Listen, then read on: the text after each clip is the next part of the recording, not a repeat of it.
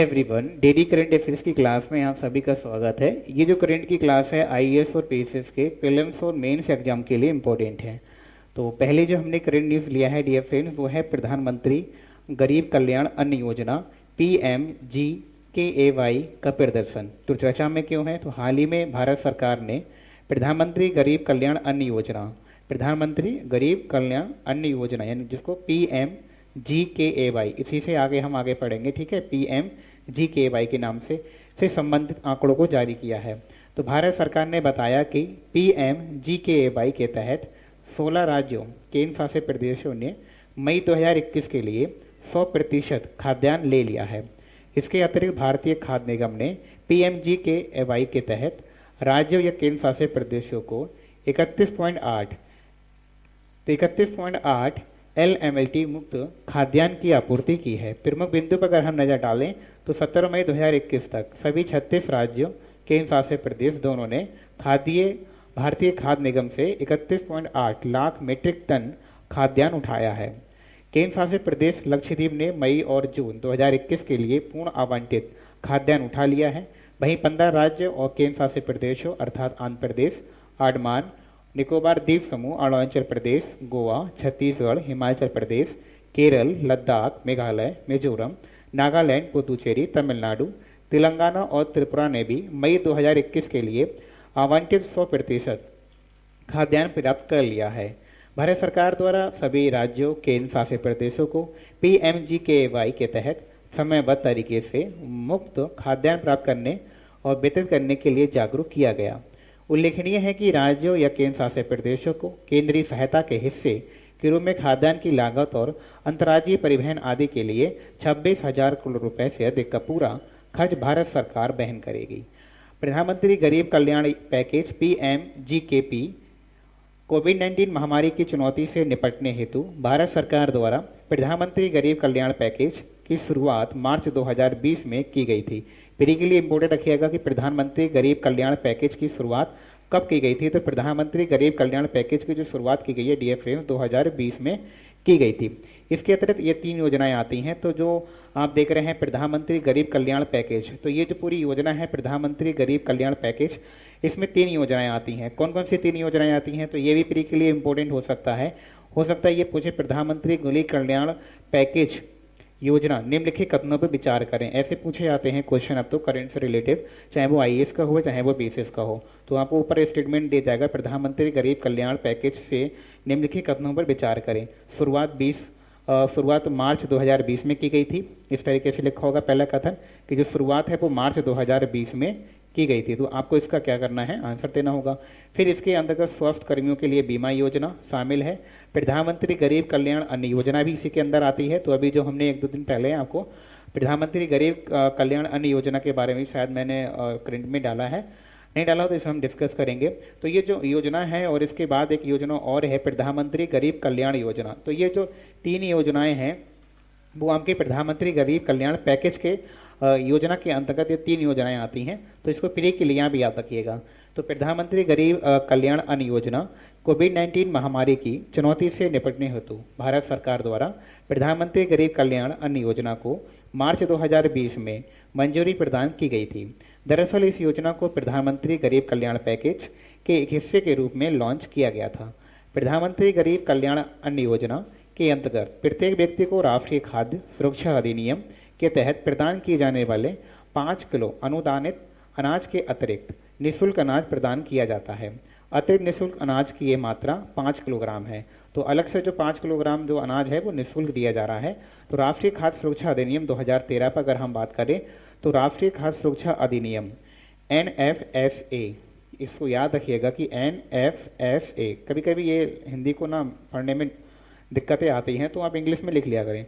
2013 का उद्देश्य एक गरिमापूर्ण जीवन जीने के लिए लोगों को वहनीय मूल्यों पर अच्छी गुणवत्ता के खाद्यान्न की पर्याप्त मात्रा उपलब्ध कराते हुए उन्हें मानव जीवन चक्र दृष्टिकोण में खाद्य और पौष्टिक सुरक्षा प्रदान करना है। पात्र व्यक्ति को चावल, गेहूं, मोटे अनाज क्रमशः 3, 2, 1 रुपये प्रति किलोग्राम के वहनीय मूल्यों पर 5 किलोग्राम खाद्यान्न प्रति व्यक्ति माह प्रदान किया जाता है। देखिए अगर चावल लेता है तो 3 रुपये किलो होता है, गेहूं लेते हैं तो 2 रुपये किलो और अगर मोटे अनाज कोई लेता है तो 1 रुपये प्रति किलो के हिसाब से दिया जाता है। मौजूदा अंत्योदय अन्न योजना परिवार जिनमें निर्धनतम व्यक्ति शामिल हैं, इनको 35 किलोग्राम खाद्यान्न प्रति परिवार प्रति माह प्रदान किया जाता है। नेक्स्ट जो हमने खबर ली है डियर फ्रेंड्स, वो है अंतर्राष्ट्रीय संग्रहालय दिवस 2021, इंटरनेशनल म्यूजियम डे 2021। चर्चा में क्यों है? तो हाल ही में 18 मई 2021 को अंतर्राष्ट्रीय संग्रहालय दिवस मनाया गया है। तो अब ये क्वेश्चन आपके लिए प्री के लिए इम्पोर्टेंट है स्टेट पीसीएस के लिए कि अंतर्राष्ट्रीय संग्रहालय दिवस कब मनाया जाता है। तो जो अंतर्राष्ट्रीय संग्रहालय दिवस है डियर फ्रेंड्स वो 18 मई को मनाया जाता है। ठीक है, 18 मई को याद रखिएगा कि 18 मई को अंतर्राष्ट्रीय संग्रहालय दिवस मनाया जाता है। अगर हम इसके प्रमुख बिंदुओं पर बात करें तो प्रमुख बिंदु क्या है इसके, तो वर्ष 2021 के अंतर्राष्ट्रीय संग्रहालय दिवस की थीम संग्रहालय का भविष्य। ये थीमें जो होती है ना, ये थीम जो होती हैं डियर फ्रेंड्स, ये बहुत पूछी जाती हैं एग्जाम में। अगर हम प्रीवियस ईयर के जो पेपर को एनालाइज करेंगे तो थीमें पूछी जाती हैं कि अगर कोई भी दिवस मनाया जाता है तो उसकी थीम क्या रही है। जैसे पृथ्वी दिवस है, जल दिवस है, तो इनकी थीम बदलती रहती हैं हर दिवस पर। तो वही आपका है कि संग्रहालय, तो अगर ये पूछा जाता है कि अंतर्राष्ट्रीय संग्रहालय दिवस की थीम क्या है, तो संग्रहालय का भविष्य, ये इस बार की थीम रखी गई है। संग्रहालय का भविष्य, पूरा पढ़िए, संग्रहालय का भविष्य पुनर्प्राप्त और पुनर्कल्पना, ये इतना पूरा भविष्य है कि संग्रहालय का भविष्य, और उस टाइम मैंने भी आधा देखा था। तो इसके जो पूरा भविष्य का है थीम है जो संग्रहालय का भविष्य पुनर्प्राप्त और पुनर्कल्पना, ये उसका थीम है पूरा, इसको याद रखिएगा। अगर ऐसे भी पूरी याद नहीं हो पाती है तो लास्ट के 2-3 पॉइंटों को याद रखिएगा, जैसे भविष्य है, पुनर्प्राप्त है और पुनर्कल्पना है। इन चीज़ों को याद रखें, आपको थीम याद हो जाएगी। अंतर्राष्ट्रीय संग्रहालय दिवस के अवसर पर भारत सरकार के सांस्कृतिक मंत्रालय ने कोविड-19 महामारी के संदर्भ में संस्कृति की प्राथमिकताओं और उनके संग्रहालय की भूमिका पर विचार करने हेतु चर्चाओं का आयोजन भी किया है। उल्लेखनीय है इसकी संस्कृति किसी देश के विकास और सभ्यता के स्तर का सच्चा प्रतिबिंब होती है।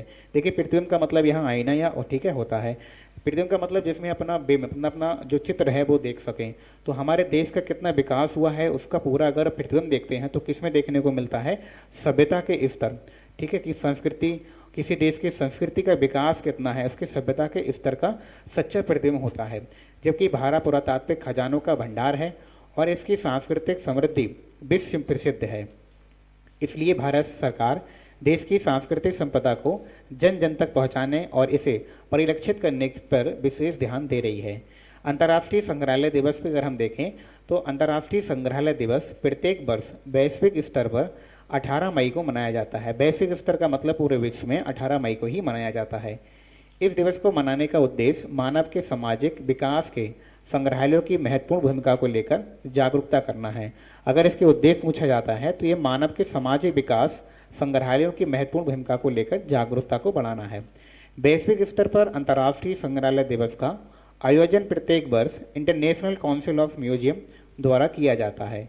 इंटरनेशनल काउंसिल ऑफ म्यूजियम द्वारा अंतर्राष्ट्रीय संग्रहालय दिवस को वर्ष 1977 से प्रत्येक वर्ष वैश्विक स्तर पर आयोजित किया जा रहा है। संग्रहालय का जो महत्व है वो क्या है, तो नेशनल काउंसिल ऑफ म्यूजियम का कहना है कि संग्रहालय सांस्कृतिक आदान प्रदान, संस्कृतियों के संवर्धन और लोगों के बीच आपसी समझ, सहयोग और शांति का विकास करने का महत्वपूर्ण साधन है। संग्रहालयों में जाकर मानव अपने इतिहास के बारे में महत्वपूर्ण जानकारी जुटा सकता है। इसके अतिरिक्त भूतकाल में हुई घटनाओं से सीख भी ले सकता है, मतलब पास्ट काल में जो घटनाएं हमारे इतिहास में जो घटनाएं घटी हैं उन घटनाओं से सीख भी ले सकता है।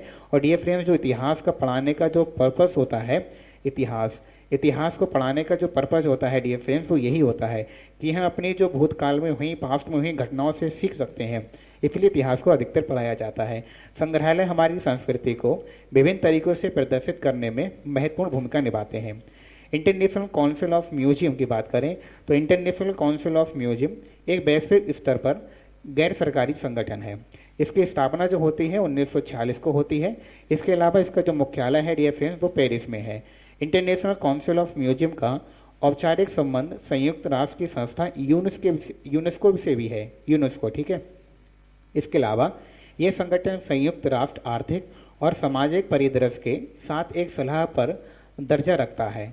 यह संगठन वैश्विक स्तर पर सांस्कृतिक विरासत को बढ़ावा देता है तथा इसको संरक्षित करता है। कभी कभी आपसे प्री में क्वेश्चन जो है वो देख लेना आप, ठीक है, होमवर्क में आप होमवर्क के हिसाब से समझ लीजिए कि यूनेस्को में कौन कौन से जो भारतीय धरोहर शामिल हैं। कभी कभी ये पूछा जाता है कि निम्नलिखित ये यूनेस्को में शामिल हैं या नहीं है, तो यहाँ से क्वेश्चन पूछे जाते हैं।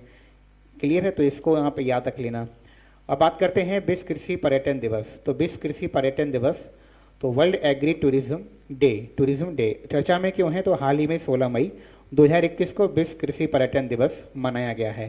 तो ये भी यही फैक्ट हैं जो प्रीलिम्स के लिए इंपॉर्टेंट होते हैं कि विश्व कृषि पर्यटन दिवस कब मनाया जाता है। तो जो विश्व कृषि पर्यटन दिवस है वो 16 मई को मनाया जाता है, लेकिन इस बार जो मनाया गया है 16 मई 2021 पर हम बात कर रहे हैं। तो विश्व कृषि पर्यटन दिवस हर वर्ष 16 मई को मनाया जाता है। वर्ष 2021 में इस दिवस का विषय कृषि पर्यटन के माध्यम से ग्रामीण महिला सतत उद्यमिता के अवसर, ये इसकी थीम है और ये भी बहुत इंपॉर्टेंट है प्रीलिम्स के लिए। पूछा जा सकता है कि इस जो दिवस का विश्व कृषि पर्यटन दिवस की थीम क्या है। तो क्या है कि कृषि पर्यटन के माध्यम से ग्रामीण महिला सतत उद्यमिता के अवसर है।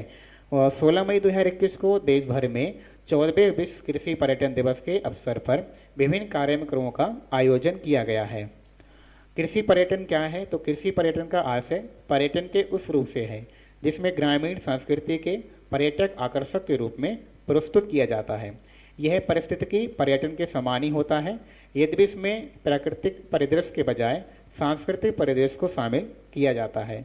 कृषि पर्यटन में शहरी पर्यटन किसानों के घर में रहते हैं, अपने प्रवास के दौरान वे खेती की गतिविधियों, ट्रैक्टर की सवारी, बैलगाड़ी की सवारी में संलग्न होते हैं। इसके अलावा वे लोग गीतों और नृत्यों का आनंद लेते हैं। वे ताज़ा कृषि उपज खरीदते हैं। बदले में किसान पर्यटकों को आवास प्रदान करते हैं और उनके आवास के दौरान उनका मनोरंजन भी करते हैं। कृषि पर्यटन का उद्देश्य क्या है और इसके लाभ क्या हैं, देखिए डियर फ्रेंड्स, ये आपके मेंस के लिए इतना इंपॉर्टेंट हो सकता है। ये वाला जो टॉपिक है बिल्कुल भी आपका प्रीलिम्स से शायद पूछा जाए, लेकिन मेंस के हिसाब से भी इंपॉर्टेंट है ये। तो विश्व कृषि पर्यटन दिवस का लक्ष्य कृषि और पर्यटन क्षेत्र को एकीकृत कर किसानों की आय में बढ़ोतरी करना है। तो ये भी अगर कभी क्वेश्चन आता है कि भाई किसानों की आय को हम कैसे बढ़ा सकते हैं, हो सकता है कभी कभी ये इंटरव्यू में ही पूछ लिया जाता है कि किसानों की आय को हम कैसे बढ़ा सकते हैं ना। तो विश्व कृषि पर्यटन दिवस के द्वारा हम ये भी देखिए, एक एक टॉपिक ना हमारे सभी प्री मेंस इंटरव्यू सबसे जुड़ा हुआ होता है। तो आप सभी को करेंट, आप मेरे हिसाब से देखिएगा, मैं आपको बताऊं, अगर आप करेंट तैयार कर लीजिए 1 ईयर का, तो एग्जाम तो एकदम से निकल जाएगा, आपका कोई रुकने वाला है ही नहीं। आज आप प्रीवियस ईयर के क्वेश्चन पेपर उठा लीजिए, जितने भी क्वेश्चन पूछे जाते हैं ना, देखो ट्रेडिशनल जैसा का हिस्ट्री है और ज्योग्राफी में क्वेश्चन देखो तो सभी करंट से रिलेटेड पूछ लिए जाते हैं। जैसे अभी चक्रवात आया है, इससे रिलेटेड क्वेश्चन पूछे जा सकते हैं। मैं करंट में इसको इंक्लूड करूंगा, अभी आज नहीं तो कल जरूर करूंगा, ठीक है। तो इस तरीके से, लेकिन जो आपका हिस्ट्री है ना, हिस्ट्री से तो क्वेश्चन आपके वही के वही रहते हैं। बाकी जितने भी आप टॉपिक देख लीजिए सब में आपका करंट ही मिलेगा, टोटल ही करंट मिलेगा। हिस्ट्री है, ज्योग्राफी है, पॉलिटी है, इकोनॉमिक है, इन्वायरमेंट साइंस है और करंट अफेयर्स तो करंट अफेयर्स है ही। तो आप ना एक एक टॉपिक को सभी से रिलेट करके पढ़िए।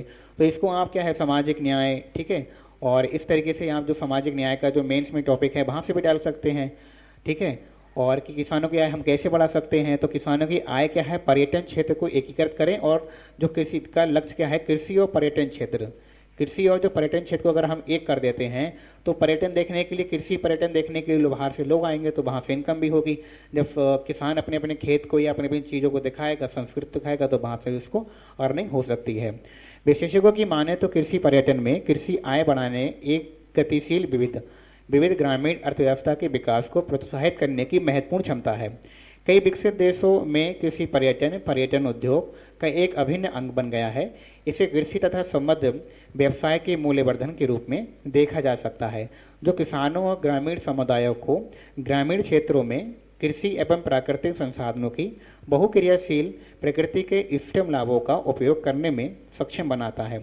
उल्लेखनीय है कि भारत में महाराष्ट्र राज्य कृषि पर्यटन को विकसित करने और बढ़ावा देने वाला अग्रणी राज्य है। महाराष्ट्र जो है बहुत ज़्यादा इस टाइम फोकस कर रहा है कि जो इसका राज्य है वो कृषि पर्यटन को ज़्यादा बढ़ावा दे रहा है। महाराष्ट्र में वर्ष 2005 में कृषि पर्यटन को बढ़ावा देने के लिए कृषि पर्यटन विकास निगम का गठन किया गया था। तो ये भी क्वेश्चन आपसे पूछा जा सकता है कि कृषि विकास निगम का, जो कृषि पर्यटन विकास निगम का गठन कब किया गया था और किस राज्य में किया गया था। यहाँ से प्री के लिए ऐसे क्वेश्चन बनते हैं, यहाँ पढ़ना सीखिए थोड़ा सा, ठीक है। तो क्या है कि कृषि पर्यटन विकास निगम की स्थापना कब की गई थी और किस राज्य में की गई थी? तो आंसर आपका क्या होना चाहिए? महाराष्ट्र में इसकी स्थापना होती है। किस वर्ष में होती है? 2005 में इसकी स्थापना होती है। ओके, तो डियर फ्रेंड्स, ये था हमारे आज का करंट डिस्कशन, जो हमने करंट पर जो आज के टॉपिक आए थे इंपॉर्टेंट, जो प्रीलिम्स और मेंस के लिए थे। बाकी करंट तो बहुत होता है, अगर मैं डिस्कस करूं करंट का तो लगभग 1 घंटे की क्लास हो सकती है। लेकिन अभी मैं देखिए अभी दूसरा आई होप कि दूसरा मैं इसमें अभी आपको अपलोड करने वाला हूं, अगर टाइम मिलता है मुझे तब। लेकिन अगर इंपॉर्टेंट मुझे कोई क्वेश्चन लगता है इसके अलावा तो मैं अभी भी, आज नहीं तो कल, देखिए ये टॉपिक क्या होते हैं, जरूरी नहीं है कि आज की करंट है तो मैं आज ही अपलोड कर दूँ, कल या 1-2 दिन के बाद भी मैं अपलोड कर सकता हूँ, है ना। तो आप इसको देख लीजिएगा, इंपॉर्टेंट करंट है। बाकी इसके आप नोट्स बनाइएगा, और पीडीएफ अगर आपको इसका चाहिए तो डियर फ्रेंड्स टेलीग्राम चैनल को आप ज्वाइन कर लीजिए। अभी उस पर मेंबर भी कम है क्योंकि मैंने अभी जल्दी में तो टेलीग्राम चैनल बनाया है वो, ठीक है। तो अब वहाँ पर जाकर मैं आपको पीडीएफ जो है वहाँ से आपको प्रोवाइड करा दूंगा, इसकी जो पीडीएफ है करंट की, डेली करंट की, और जो मेंस आंसर राइटिंग होती है उसकी भी मैं पीडीएफ वहाँ से प्रोवाइड करा दूंगा। आई होप आपकी अभी 5 या 6-7 मेंबर उसमें जुड़े हैं, क्योंकि अभी टेलीग्राम तो मैंने जल्दी चलाया है और पता भी है आपको कि मैं ज़्यादा सोशल मीडिया का यूज़ भी नहीं करता हूँ। अभी जब चैनल बनाए हैं तभी मैं यूज़ करना शुरू किया हूँ, ठीक है। तो चलिए मिलते हैं।